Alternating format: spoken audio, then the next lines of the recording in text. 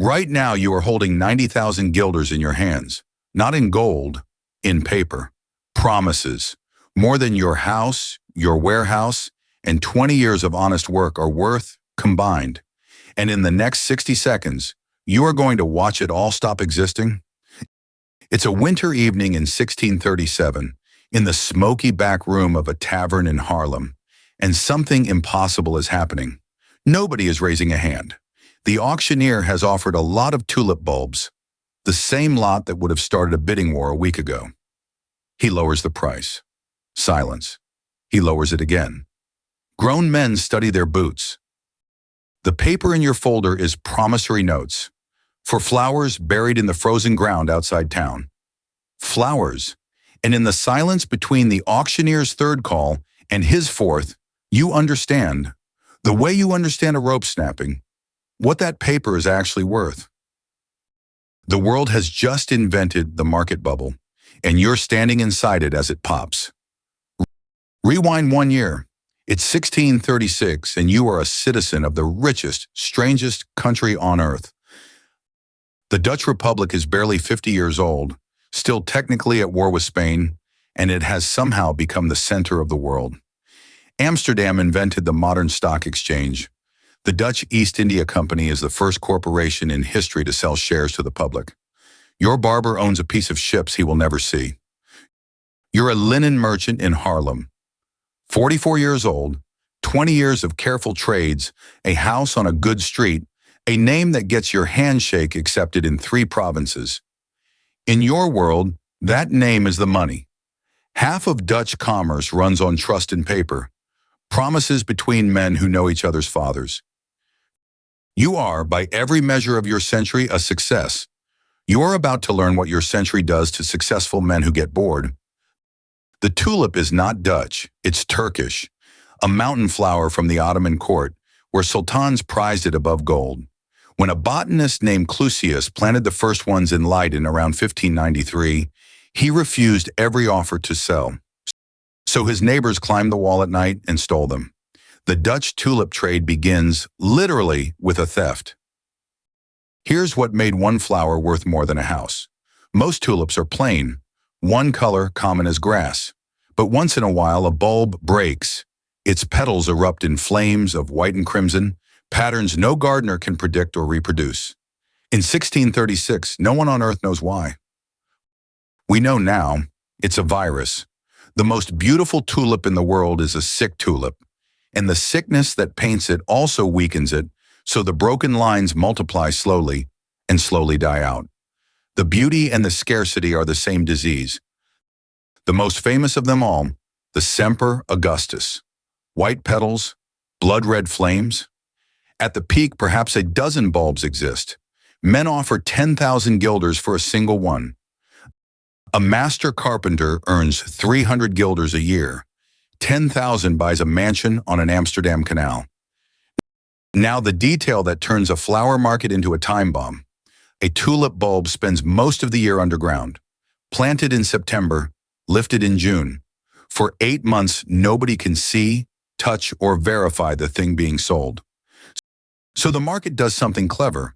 It stops trading bulbs and starts trading promises of bulbs. A note for a flower you've never seen, to be delivered in spring, paid on delivery.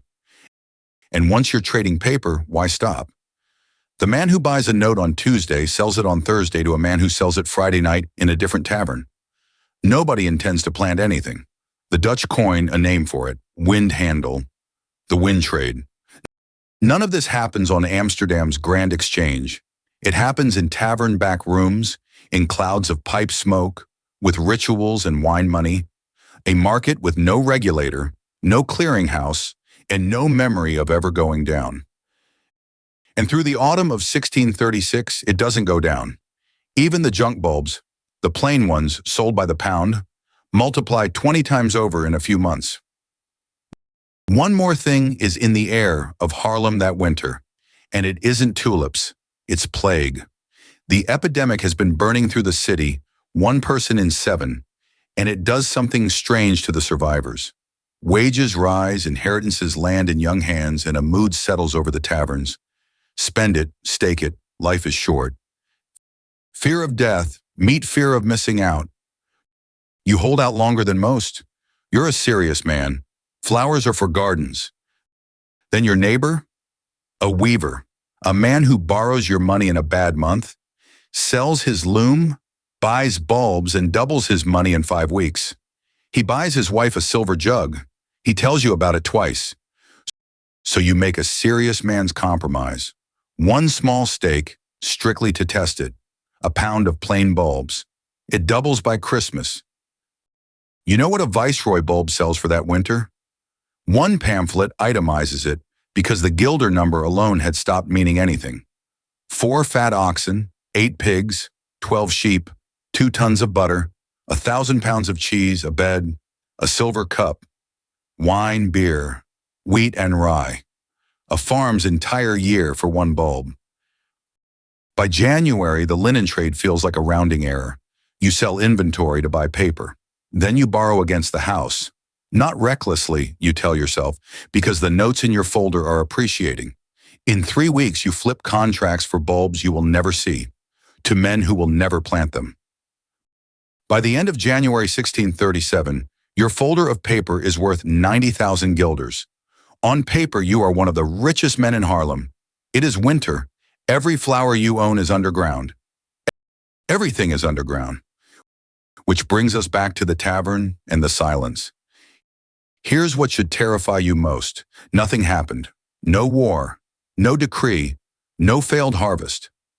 On the first Tuesday of February, at a routine auction in Haarlem, the auctioneer names a price, a normal, insane, Tuesday price, and for the first time in living memory, the room doesn't answer.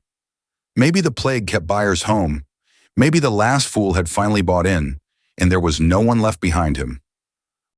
A bubble doesn't need a reason to die. It only needs a pause. The news moves at the speed of a canal barge, and it is enough.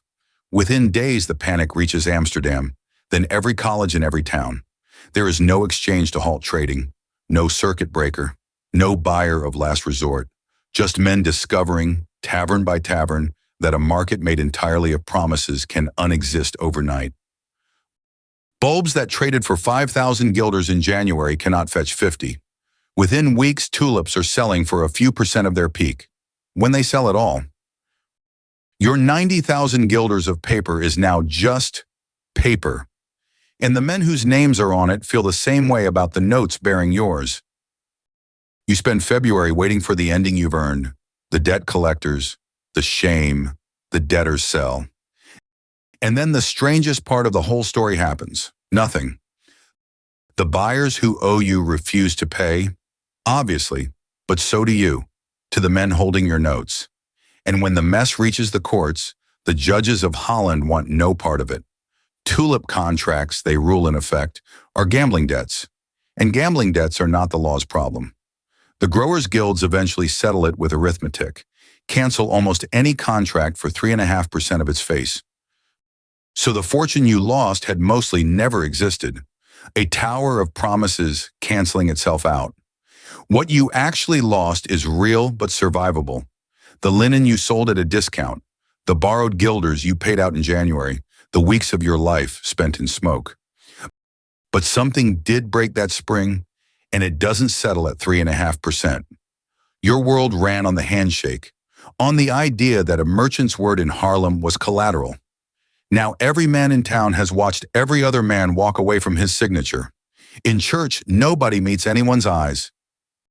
You're not ruined. You're something new, something the next 4 centuries will get very familiar with. A serious man who got caught being unserious in public with everyone else. Holland was fine, by the way. That's the part the legend leaves out. The golden age ran another 40 years. The canal houses kept rising. The economy barely noticed.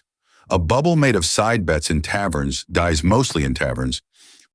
But the story became one of the most successful financial products ever created.